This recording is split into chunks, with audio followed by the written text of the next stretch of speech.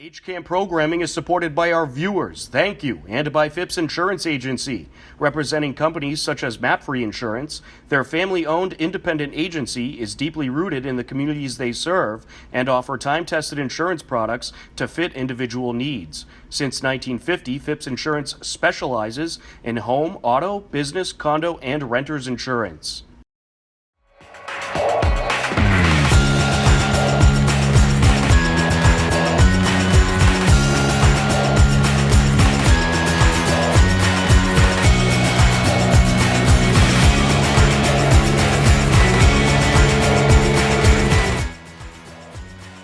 Hello, everyone, and welcome to this edition of HCAM News. I'm HCAM News Director Tom Nappy, here to fill you in with what's happening in Hopkinton. On today's edition of HCAM News, a look at this year's annual Polyarts Festival, the latest in Hiller sports, plus much more. But first, here are some of the latest local government happenings. Hi, today I'm here with Susan. Susan, can you tell us your position, please? I work for the Massachusetts Senate President. Her name is Karen Spilka. She's also the senator for this region. It's called the 2nd Middlesex and Norfolk District, and it's Hopkinton, Holliston, Medway, Natick, Framingham, and Ashland. So my title is District and Special Projects Director. That means I really focus on those 6 communities. What are people talking about? What are people needing? Whether it's individuals, businesses, nonprofits, municipal officials, what's going on at the State House that they need to know that would help them? And what does our staff and the Senate President need to know about what's going on around here so that she can represent her communities really well? So how did you kind of end up where you are today? Like, give us a brief overview. It was very surprising that I ended up doing what I'm doing. I had careers in journalism, and then I had a career in nonprofit management. But doing the nonprofit management made me so aware of so many people in our municipalities and organizations. I worked for a small economic development nonprofit, and we worked with so many other groups so that when Senator Karen Spilka became the president of the Senate. So she's been senator since 2005. But when she became Senate president in 2018, she was going to bring on an additional staff person. She already had 3 staff people focusing on what's going on in the district. She could bring on one more person. And I knew some people on her staff, and given that I knew so many people around here. So it's a great fit for me. I don't do policy work. I don't figure out the budget, but really just be that liaison between the communities and the Senate President's office. So what's your day-to-day like? Each day is completely different. I drive around a lot. I'm in my car a lot. I just got a hybrid, so I'm not so bad with the environment. But I go to the 6 communities. I go back and forth to the State House. I might have a meeting about where are we going to house migrants. I'm coming over to an art show. We do a lot of community events, celebrate Holliston, when there's Juneteenth or, Pride Days. We do all that sort of thing because we really want to be supportive of all those efforts going on in the community. Go to meetings, Hopkinton Organizing Prevention. What are you all doing that we can be supportive of?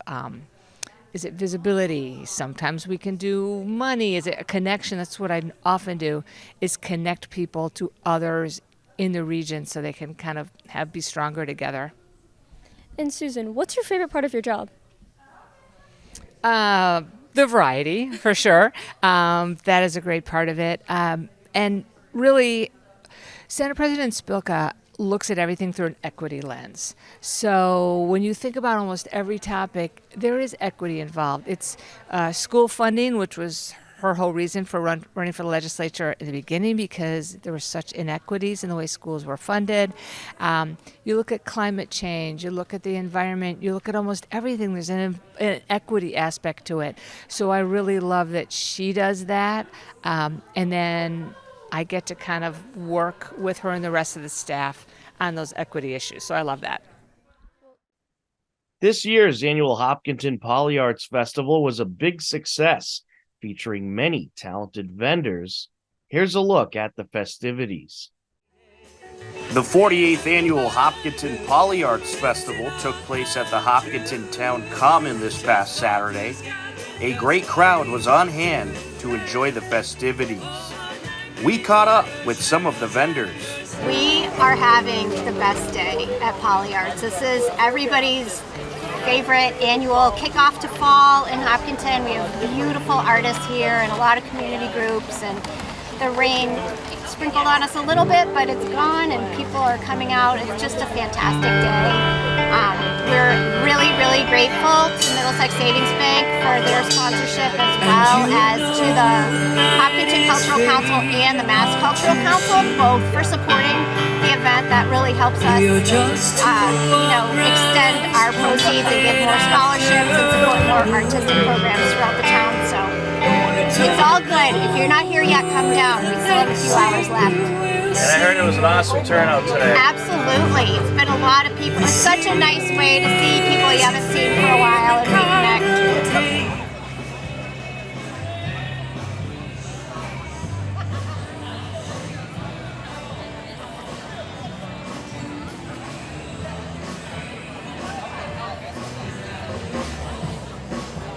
This is Yummy Mummy Bakery. We're based in Westboro, but we've been participating in Polyarts probably for at least 10 years now. We bring our most popular items here from the bakery. Brownies, we have about 16 different varieties, a variety of cookies. This year we brought our edible cookie dough, some pumpkin cake, and coconut cake as well. Excellent. Looks like you got a good turnout here today. It's been fabulous. Despite the weather, which has been raining and about 100 degrees, the crowd has been fantastic. I started making these when my kids started having children, and they were not allowed to strap their kids into car seats with bulky jackets or anything between them and the straps. So these were kind of floating around the internet, and I came up with my own design that was tweaked by them over a number of years and grandkids to the final product, which is available in either a baby to toddler, fits up to 2, or a pre-K size. We have some options for them that other people don't do. We have a zipper, we have a hood with elastic, we have armholes, and it's been pretty steady despite the heat. That's terrific. Yeah, it's certainly a humid day. Luckily the storms held off. Right. How long have you been doing Polyarts for? This is my 3rd year. Oh, very nice. Are you from Hopkinton? No, I'm not. I'm from Whitensville, but I have a dear friend who lives in Hopkinton, and my husband works just in the next town over, so we're very familiar with the town. That's terrific. And do you have a website or anything like that? No, I do not, because all of my items are pretty much one of a kind. So it's basically, if you see it, you like it, you better get it, because it might not be here next time. We are the Marathon Quilters Guild, and we are a Hopkinton-based guild of quilters and fiber artists, and we've been in residence here, if you will, for over 25 years, and this is our Polyarts booth, where we sell some of our unique handmade items so that we can use the proceeds to buy more fabric, more materials to make for our charity projects. So we are sort of artisans, but not a business. Excellent, and it looks like there was a good turnout here at Polyarts today. Well, we had a little bit of rain at the start, but as we all hoped, we've got beautiful sun, and that's been the majority of the day. So I think people were thinking maybe it would rain later, came early, and others were thinking it would be clear in the afternoon. So we've had a continuous stream of people come in and ask about us, ask us about quilting, ask us about our guild, and we've made some really nice sales. Excellent. And do you know how long the Marathon Quilters Guild has been around? More than 25 years. We are having our 11th biennial quilt show, so like every 2 years or so. That's at the Hopkinton Center for the Arts next weekend on the 16th and 17th of September. And we will have over 100 quilts that are made by our guild, as well as bed quilts, wall quilts, things like that, and vendors and a yard sale, and that's all there for next year, or next week, excuse me. Yes, I am a bladesmith by trade, so I'm here to sell my knives. Everything I make is hand forged using a mix of modern and traditional techniques. I do all my own Damascus, all my own leatherwork, a lot of locally sourced materials for handles, and yeah, I have kind of like an emphasis on historical pieces, but also stuff for the home and hunting. Excellent. How long have you been doing this for? 6 years. I started when I was 17 in my backyard, then went to college for it, met my master there, and I've been on the paths ever since.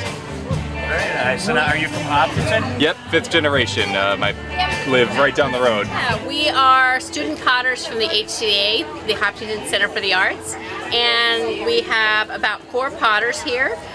Some of us have been taking pottery for 3 or 4 years. Some of us have been doing pottery for 10 or 15 years. So it's an opportunity for us to sell some of the stuff that we make and pay for our addiction to the classes at the HCA. That's excellent. And is this, how many Polyarts have you a part of? This is our first, actually, Polyart, so we're hoping to have some more.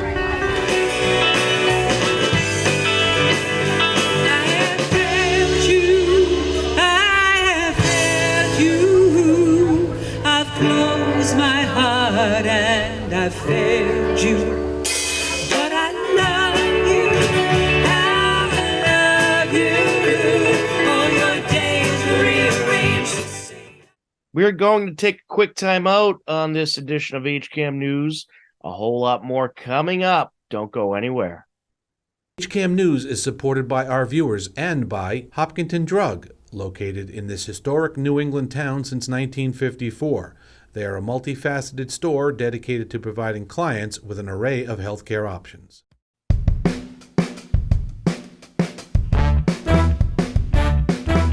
Welcome to Bragging Rights.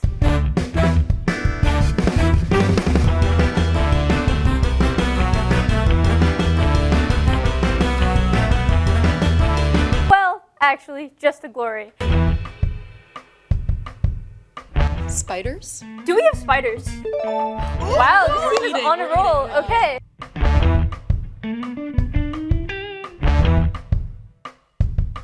This is going completely downhill. Yeah, I honest agree. here. Our ship is going down. I agree with that statement. Teams, please write down your risks. What is a state in the western part of the United States? Come on, world map. Where are you when I need you?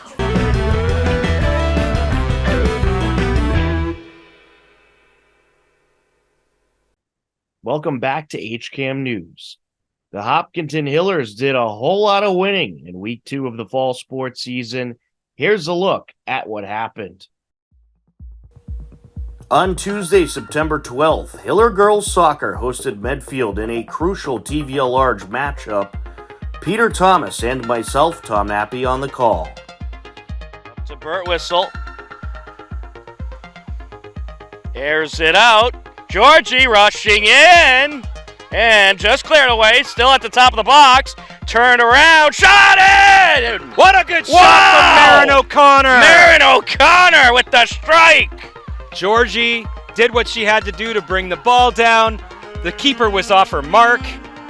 Marin O'Connor, the ball lands at her feet. She collects it, turns real quick, throws it into the upper left corner. A beautiful strike, and that's the way you get the game going. A little energy for your team, Tom. Absolutely. He's saying the same thing. Get it out of the middle. Central on the far side.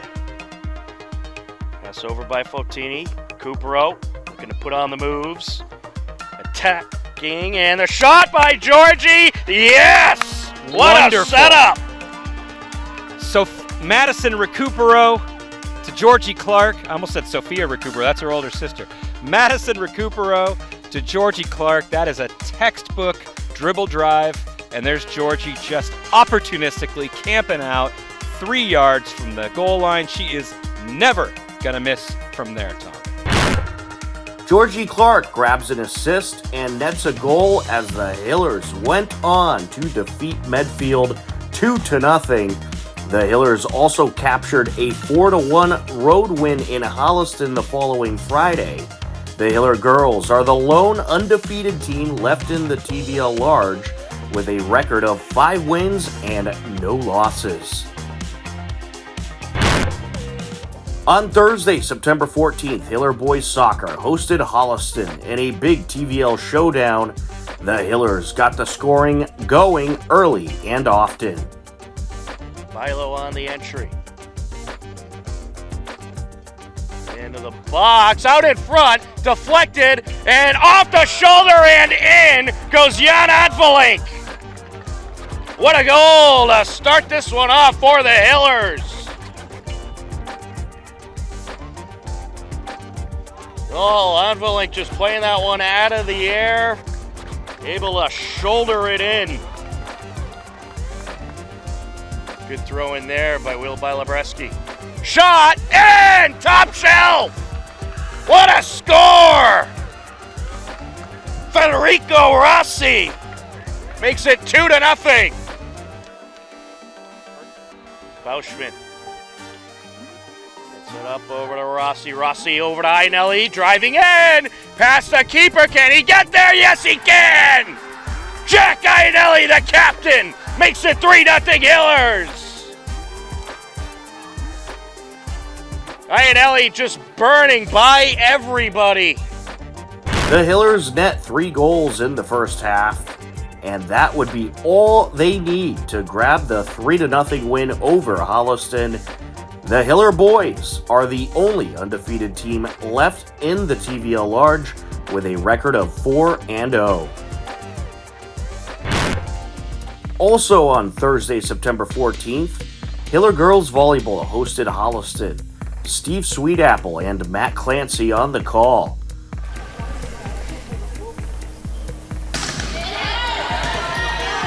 Hebert, Gabby in the middle, Sophia. A double hit. All right. That's it. Hopkins takes the first set, 25-19.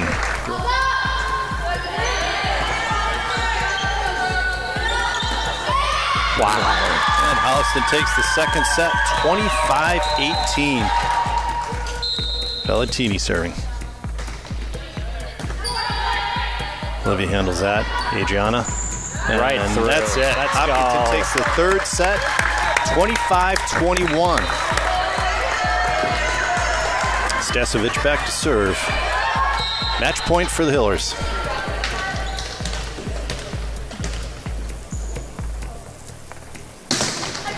Knuckleball, Adriana.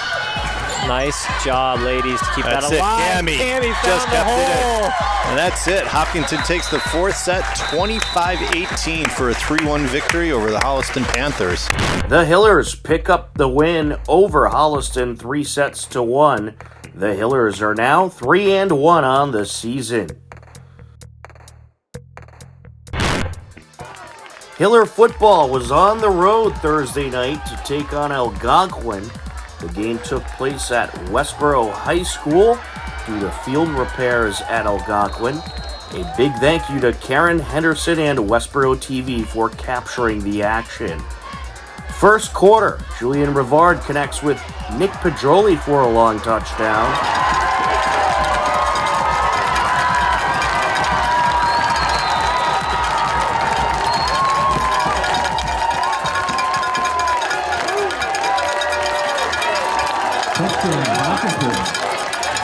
An 85-yard touchdown connection and the extra point puts the Hillers up 7-0. In the second quarter, Rivard connects with Charlie Petruni.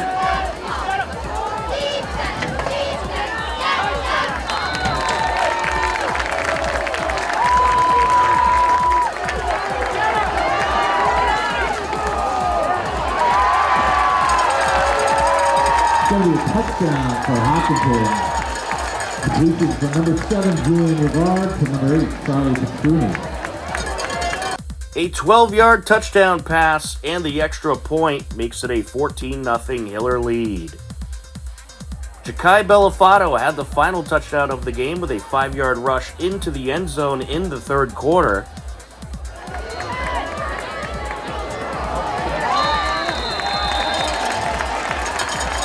Number 2, Ja'Kai Bellafato into the end zone for a touchdown for Hopkinton. The Hillers took the game 21-14 and improved to 2-0 on the season. You can watch the entirety of the game on our YouTube page, youtube.com/HCAMTV. The Hillers will be at home for their next game on Friday, September 22nd, where they will host Newton South. Hiller Girls Field Hockey hosted North Attleboro on Friday, September 15th. The Hillers struck in the first quarter. Out in front, and it's popped in. Sidhi Dhanda. Good start for the Hillers. Take the 1-0 lead at 14:08 left to go here in the first quarter. Durante sends it in. There's a shot, and it's in. Looks like a deflection off the keeper, and Camille Perloff has the second Hiller goal of the afternoon. A 2-0 Hiller lead heading into the second quarter. Hiller's looking to attack. Out in front. Deflected and put in. That was some good teamwork to score that one. I believe it was Abby Burke who came up with the goal. 3-0 Hillers heading into the third quarter, and they added another. Dhanda. Nice pass to Perloff. Shot! Count it!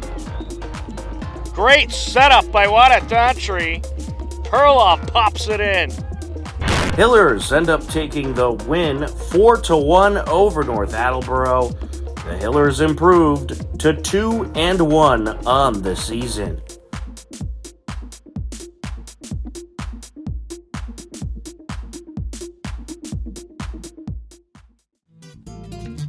It's time to fill you in with some happenings in town you should know about. It's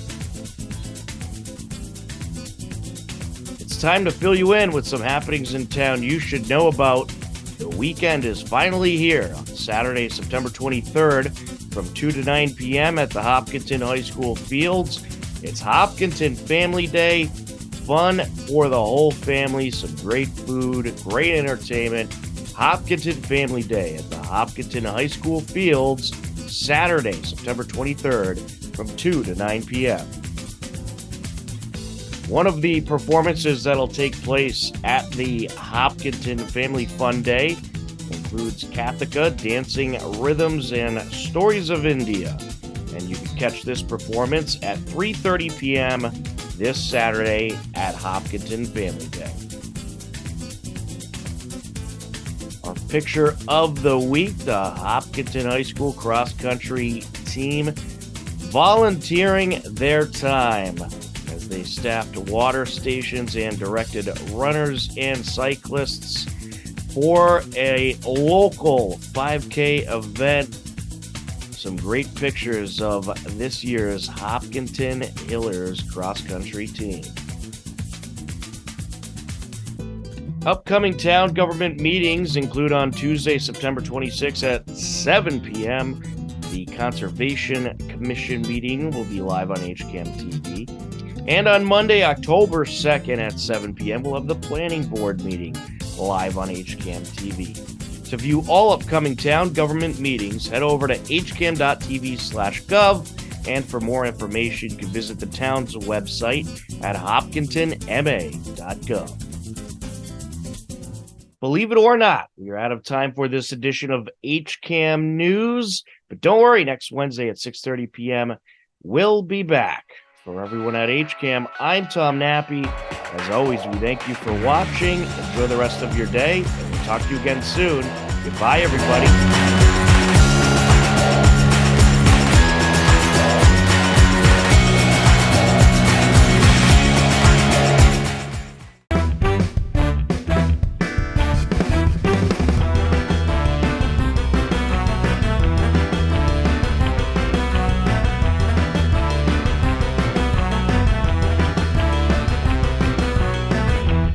Actually, just the glory. We asked 100 fourth graders, what is a state in the western part of the United States? Come on, world map, where are you? Confident. Confident? Very confident, apparently. Fabulous. I'm Sidhi Dhanda, and I'll see you there.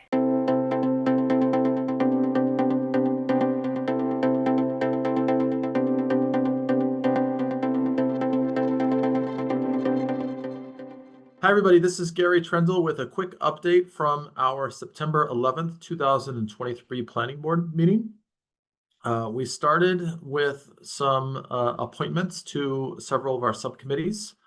On the Zoning Advisory Committee, we appointed Curtis Smithson and Sam Sater as members. And then we also appointed Mary Larson Marlowe and Kristen Barzumato as associate members. So super excited to see Mary and Curtis extend their roles and to see Sam and Kristen become more involved. And then on the Design Review Board, we appointed a couple of veterans, Jeff Doherty, Curtis Smithson, Sue Ellen Stoddard, and Jeanette Thompson, all exceptionally well qualified. And as I said at the meeting, I've got some aspirations for how we can increase the influence of the Design Review Board. So very excited to see how both of those committees are progressing. From a hearing perspective, we did continue 3 of our hearings for various reasons. Quick update on 87 Hayden Road. This is the building that is across from the middle school tennis courts. We did approve that major project site plan. I think it's not only aesthetically, it's going to really improve the curb appeal of that property and tie in nicely with the administrative building next door. It is also going to result in some pretty substantial improvements in stormwater management for that property, given that there is no current stormwater management plan in place. All in all, I think I'm excited to see that one approved and excited to see that project move forward. We had a quite lengthy discussion on the special permit for inclusionary zoning for 024 Chestnut Street. This is really the first test of our new bylaw that no longer allows an affordable unit to be paid for or to be located offsite by right. So a little bit of background. The applicant was applying for the special permit before they moved forward with a future subdivision. The special permit was to see if they would be granted permission to meet their obligation for affordable units by building a property offsite. And as a board, this special permit